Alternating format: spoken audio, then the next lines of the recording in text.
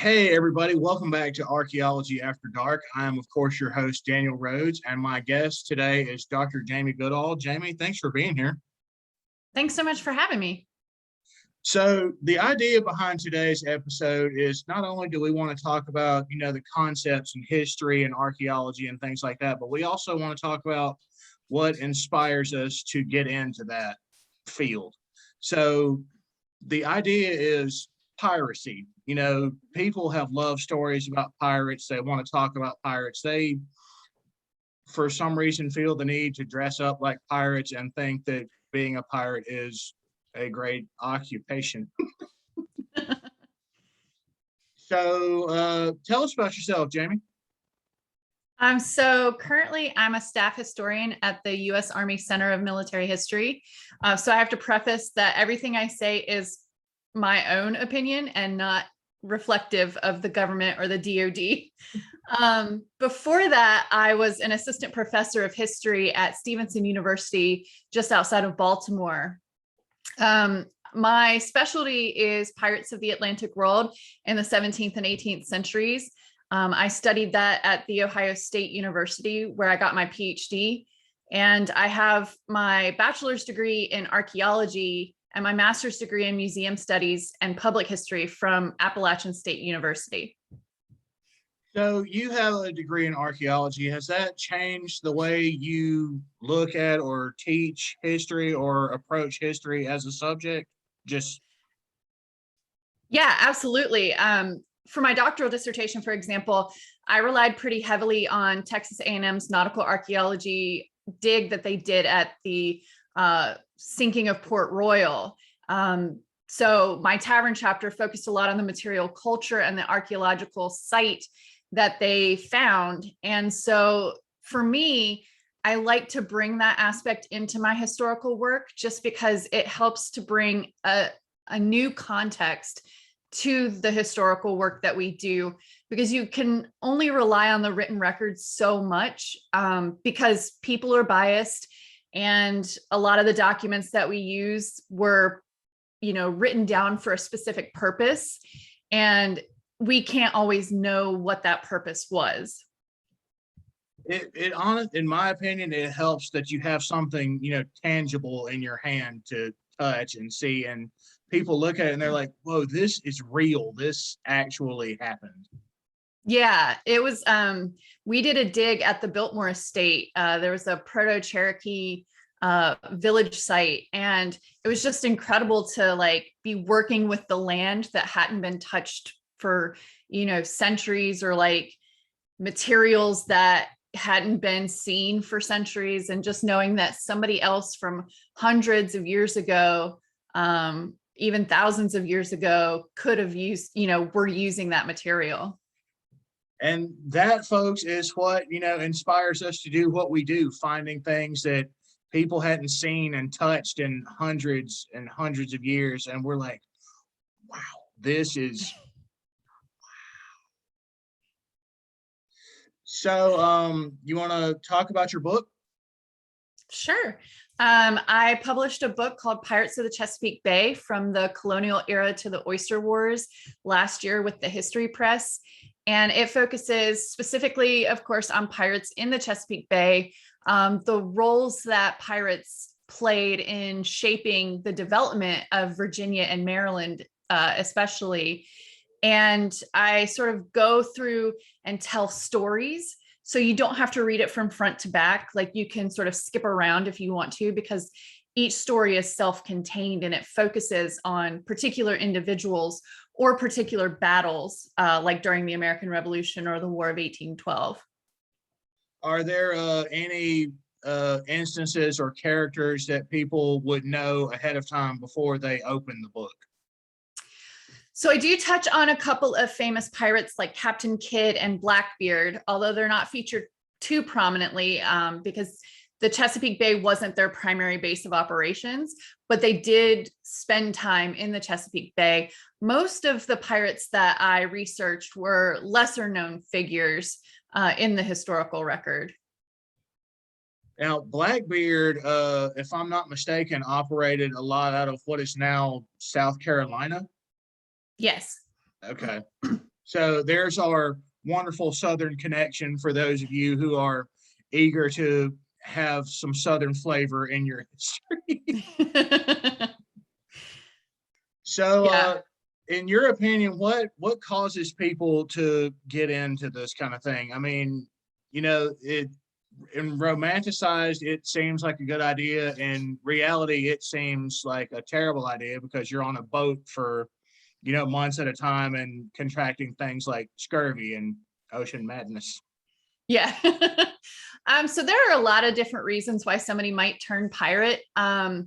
One of the primary modes of becoming a pirate was to mutiny on a merchant vessel or against the Royal Navy the vessel that you were on, and escaping the brutal lifestyle of those particular ships, especially because the Royal Navy often withheld pay. And so you have men who are doing all this work and they're not getting paid. They're being fed poorly. They're being beaten. And so to them, a life of piracy looks like, freedom.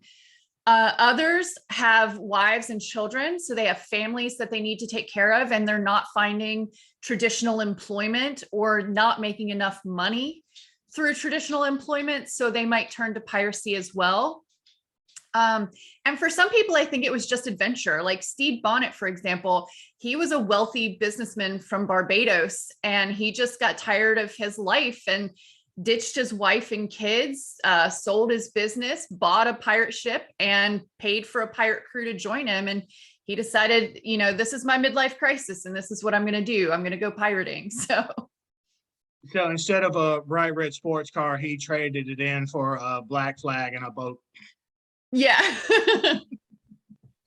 So I'm sure a lot of you who are watching the show have heard the name Stede Bonnet before. If you've played Assassin's Creed Black Flag, he is one of your more likable associates because he, one, doesn't stab you and is basically nice to you the entire time. Yeah, he was known as the gentleman pirate. So he had a kind of the opposite reputation of Blackbeard. So he was well known for his clemency and his generosity, and also just being a terrible pirate. I mean, for those of you who haven't played the game, like I said, he is a genuinely likable person. He just goes along with whatever bad idea you have throughout the game. And he's like, oh, this is such a wonderful idea. And you're like setting fire to a boat. So that being said, I think that's a great segue into the next question I have. When you're looking into something like pirates or piracy, how do you determine what's fact and fiction? Because I think more people, relate more to the fiction than they do the actual fact. Right. It can be really difficult with piracy, especially because pirates themselves aren't leaving records very often. Plausible deniability is very important in their line of work. Incriminating evidence is a no-no, people. Right. You don't want anything that could tie you to piracy. So we rely pretty heavily on government correspondence, letters from governors to the Board of Trade, letters between governors, merchant letters, and merchant record keeping books. And like I said before, they're made with a purpose, and it's always to make the writer look as good as possible, like to put them in the best light as possible. So you have governors who are claiming they have nothing to do with piracy, that they're working to eradicate piracy, when in reality, they are supporting piracy and they're getting rich off of it. So in order to sort of parse out fact from fiction, we have to cross-reference our sources. So we don't just rely on a single source. We have to work through multiple different kinds of sources. And that's where, for me, archaeology can be very helpful, because it provides an additional context to what's been written down. And, the most famous source that had been used for piracy was Captain Charles Johnson's A General History of Pirates, which was published in 1724. We've been able to verify that some of the pirates he writes about and some of the things that he writes about were true, because we've cross-referenced it with other sources. but there's a lot of stuff in his book that is embellished, never happened, or those people never existed. So you have to just be careful with the sources that you do have. So for something tangible in the archaeological field along the line of piracy, the University of East Carolina did excavate part of the Queen Anne's Revenge. They actually have it on their website. So if you want to look into something like that, I definitely recommend that. It's in really great condition, and I don't know if you can actually go and see it. For those of you who would be interested in it, I would actually, email or call the university, annoy them a little bit if you have to, but I would recommend going to see it if they allow it right now. Yeah, there's also the Witta, which sank off the coast of Massachusetts, and they recovered a lot of material from the ship. And there's even an entire museum dedicated to the Witta. So that's a great place to see the archaeological remains brought, to life, and you're able to visit and see those pieces. I think they even uncovered some human remains, which they tried to trace back to Black Sam Bellamy, but they were unable to do that.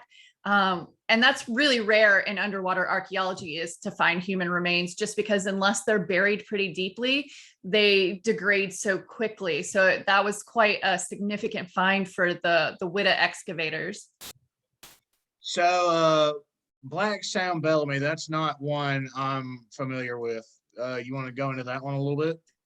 Sure. He was a sailor from Massachusetts who allegedly fell in love with Maria Hallett, and her parents would not allow them to marry because he was a penniless sailor. But according to legend and records, he decides he's going to make money first by going to fish a Spanish treasure wreck. A ship had sunk off the coast of Florida, and it was said to be chock full of Spanish treasure, gold, jewels, silver, all of it. And so he and his accomplice, Palsgrave Williams, go to fish that wreck. And unfortunately, they're not able to make the money that they hoped for, especially because the Spanish had come to guard the site pretty quickly. So they decide to turn to pirating as a means of making the money he needed to win his beloved's parents' approval. So they steal a slave ship, the Witta, and transform it into their pirate ship. And they go pirating, and he's very successful at what he does. And ultimately, what happens is he's returning to Massachusetts off the coast of Cape Cod. Some say it was to reunite with Maria, who, unbeknownst to him, was pregnant with his child. And a terrible storm came upon them, and they were wrecked before they could make it back to the coast. And I believe it was something like 124 pirates died, including Black Sam Bellamy. A handful, maybe 6 or 7, survived and made it to shore, but they were quickly arrested and brought to trial. So unfortunately, Black Sam Bellamy never got back to Maria Hallett. And this is where legend says she becomes sort of the witch of Wellfleet. She kind of goes mad because of the loss of Bellamy and the death of her child. She is blamed for that death. And it's just such a tragic story for Black Sam Bellamy. But this is all a substantiated story, though. We can actually prove that this happened. Yes, we don't have a lot of evidence as far as Maria goes and that sort of love aspect. I think that's more legend than anything, although some have said that they found record that Maria actually existed. But the actual going to go fish the treasure wreck and going pirating, we do have evidence in the government records, particularly of Black Sam Bellamy's existence and his activities. That is so cool that we can actually, this is why we do this as historians. We take, a piece we actually can find and put it together with the rest of it so we can, show it to the world. The hand gestures are a major part of what I do. So piracy, has been around for a long time. We just put, an interesting American twist on it like we always do. We have a dramatic way of doing. How I don't know if you've actually looked into this or not, but how far back as a practice does piracy actually go? It goes back, as early as um, the thousands of years BC. We have evidence, for example, from Egyptian pharaohs that they were putting together Nile defenses because of pirates who were attacking shipping on the Nile. And we have Greek records about raiders on the Mediterranean. So it's a very old profession. Basically, from the time humans entered the waters, piracy became sort of a problem for sailors. And it goes all the way from, I would say, 1400 BC to the 20th century. So it's long lasting. And we even have pirates today, although it's not to the degree that it was in those centuries prior. And then we also have, digital pirates who download music, movies, and things like that. Not as flashy or as romanticized because it's done through a computer screen, but it still happens, and we still consider that piracy. Yep. So, how people see piracy affect the way you actually do your work or how you teach it to students? Because, like I've talked about already, there's Assassin's Creed, Black Flag, Jack Sparrow. I'm not sure how I feel about Jack Sparrow. There's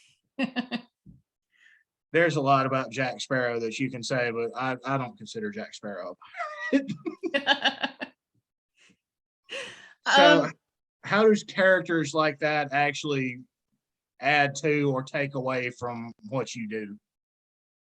Well, I think it's great in that it drums up interest in my work because people are familiar with some of the more well-known pirates like Blackbeard or Captain Kidd.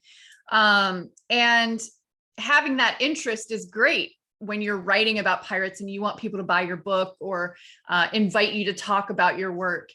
And so that side of things is great. But the problem is the romanticization when you essentially destroy that romantic notion, people get really upset with you. For example, I wrote an op-ed for the Washington Post in their Made by History section. I thought it was a perfect opportunity to bring my research to a current events topic, which was the Super Bowl, Tampa Bay Buccaneers and the Kansas City Chiefs, right? And so I just wrote about the history of piracy, especially as it related to Tampa and their Jose Gaspar, the Gasparilla Festival. But most people just read the headline and didn't read the article, and they assumed that I was saying that the Tampa Bay Buccaneers should change their name because pirates were terrible people. And I was like, no, I never said that. All I said is that pirates were terrible people, and maybe we should think about them as complex human beings and not as these romantic Robin Hood-like figures.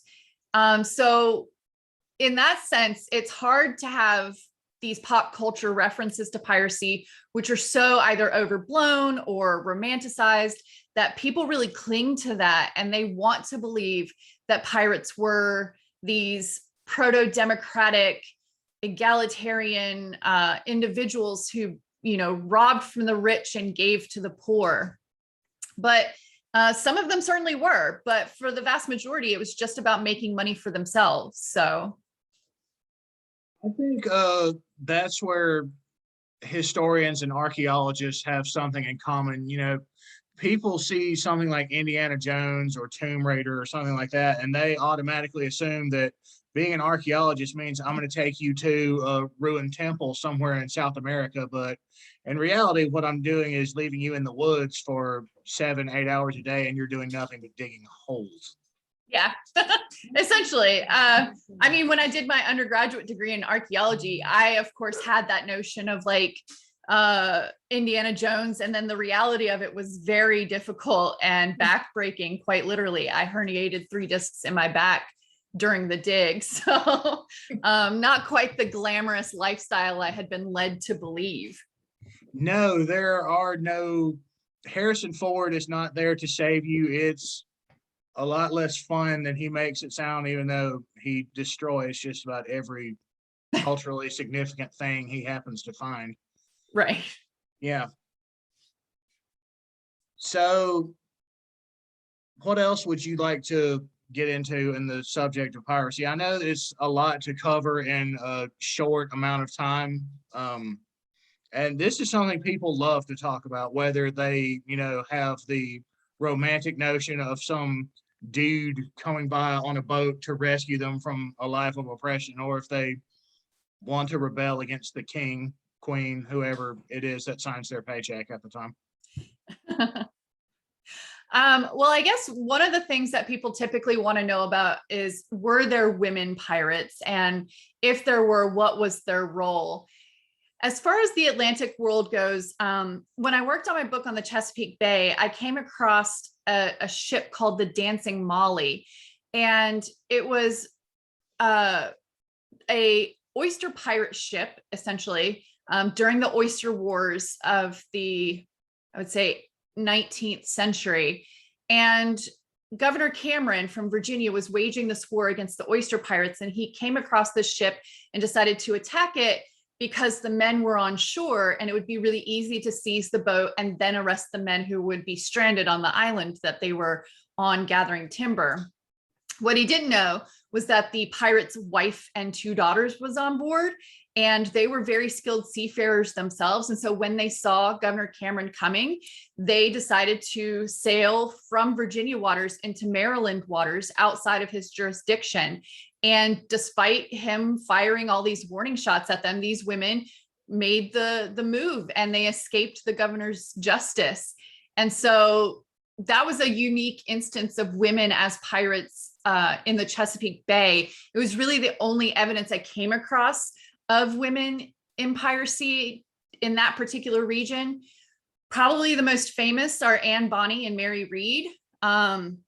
They were members of Calico Jack Rackham's crew, and they operated in 1721, I believe. And that Mary Read hid her gender identity because women were known to be bad luck on ships. And so she had grown up being forced to pretend to be a boy. And so she just sort of continued the charade. And they became known as some of the fiercest pirates. Some say they were even more brutal than the men on board their ship. And my favorite, some of the quotes we have, these come from Captain Charles Johnson. So whether the women actually said this or not are debatable. But according to him, Mary Read shouts to the men who are hiding in the cabin, afraid to come out and fight. She yells, "Is there a man among you?" And they're like, "Oh, I guess if these women are willing to fight, we should probably fight too." And then when they're captured, she said, Anne Bonny says to Calico Jack Rackham, "If you'd fought like a man, you needn't be hanged like a dog." So they had very strong opinions on the roles of men and how they should behave. But the most prolific female pirate, the pirate who commanded the most number of people and the greatest number of ships, was actually a Chinese pirate named Qing Shi. I was just about to bring her up, actually. Her name, I was trying to think of her name. I knew it was Ching something, and I didn't want to seem like I didn't know who I was talking about. Yeah, Qing Shi's amazing. She actually inspired the Chinese pirate in the Pirates of the Caribbean series, Mistress Ching. And basically, she was a Cantonese sex worker who married a pirate leader named Chang Yi. And she agreed to marry him if she had equal share of his leadership role. And in 1807, I think, Chang Yi dies in Vietnam. And so she takes over as leader, even marrying her stepson, Chung Pao, to solidify her power over basically a federation of pirates. She commanded over 1,800 ships and approximately 80,000 men and women. She had very strict rules for her federation. If a pirate raped one of the victims they kidnapped, he would be executed. If there was consensual sex between one of the captives and a pirate, they would both be executed. If a pirate decided to marry one of the captives, he had to be faithful to her. And if he wasn't, he was tortured and ultimately killed. So she was really sort of ahead of her time as far as the treatment of women in such a male-dominated world. And what's great about her is that she doesn't die as a pirate. She doesn't, go down with the ship. She negotiates with the Chinese government and basically gets a title and land, and she's allowed to live the rest of her life as a free woman. And she allegedly operated a gambling house until she died at the age of 69. So by all accounts, she lived a very profitable life. So a very long life. 69 is unusual for that time, isn't it? yeah, I would say it was probably pretty rare to reach quite that age, at least at that time. And for those of you who are looking for context as far as age goes, I'd say, judging by what I know about the time period, the average age for a man is between probably 35 and 40, give or take. And a woman's maybe about the same. I'm not as familiar with that side of it as I would be the male side. Sorry. Right. So we're gonna wrap this up.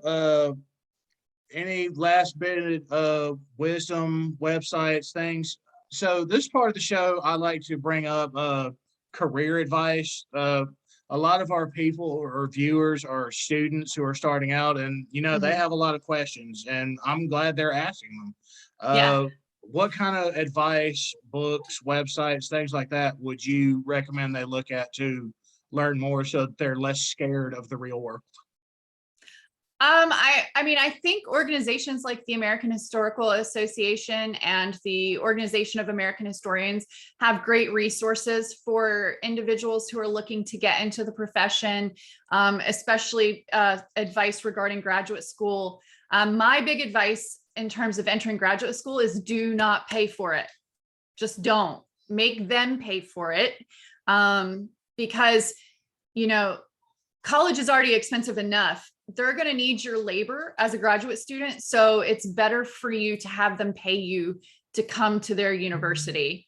Saves you some loan money, hopefully. The other is to make sure you get to know the environment that you'll be working in. Some colleges just aren't a good fit for you, and some cohorts are really terrible. And if you sign up without visiting that university and getting to know the culture, you might be in for a very long and terrible ride. And then also finding an advisor that is not only willing to work with you, but somebody whose personality matches yours and whose expectations match yours. Because nothing's worse than having an advisor that expects one thing and you have totally opposite expectations, because there's going to be a lot of clashes that way. Yeah, so a lot of you who are looking at graduate schools right now, a lot of them, due to COVID-19, have taken away the processing fees and things like that. So if you're looking at graduate school, it's probably better to look now than before they realize they're not making as much money as they could be by charging you these fees. But also double check and make sure this is actually where you want to be, because you don't want to get down the road maybe 2 or 3 months from now and realize this is a horrible decision and there isn't enough alcohol to help fix it. Right. Well, Jamie, that's I think that's going to wrap us up for today. Anything else you want to add to it? I have a website, jamiegoodall.com. I blog sometimes, and that's where you can find upcoming talks, information about the projects I'm working on, my CV, that stuff. My second book about Pirates of the Mid-Atlantic should be out sometime next year. I'm thinking late spring, early summer timeframe. It focuses primarily on New York and Pennsylvania, but there's a little bit of Jersey and Delaware in there for good measure. And then I just got a contract to write a book about Black Sam Bellamy and pirates in Massachusetts, which will be out the following year. So lots of fun projects on the horizon. So keep an eye out for those. You are going to be busy, aren't you? I am, because I'm also working with an editor to maybe write a collection of historical cocktails and taverns in Virginia. So I'm hoping that that's gonna work. That sounds awesome, and I definitely want a copy of that. Well, Jamie, thanks so much for being here. I really appreciate it. Yeah, thanks so much for having me. I really enjoyed it. Absolutely.